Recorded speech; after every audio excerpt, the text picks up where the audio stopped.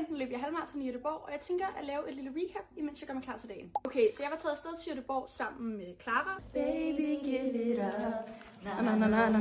Hun var både support, kameramand, alt muligt kvinde. Så kamera og kvinde faktisk. Jeg var i startgruppe 8 og skulle løbe kl. 13.37 om lørdagen. Jeg har jo hele tiden haft en idé om, at jeg godt vil løbe det i pace 34, så jeg kunne få en sluttid på 1 time og 35 minutter.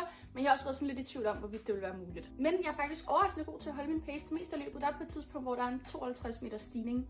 Der bliver det lidt svært, men ellers er jeg ret god til at holde min pace, synes jeg. Imens jeg løb, tog Clara sporvogn rundt for at filme, hvor langt kan jeg snakke, for at filme mig langs ruten. Men det blev lidt en udfordring, både fordi fremmed by, andet togsystem og sådan, ja. Jeg er afsluttet på 1 time og 35 minutter og 26 sekunder, så 26 sekunder er for lang tid. Og jeg er sur.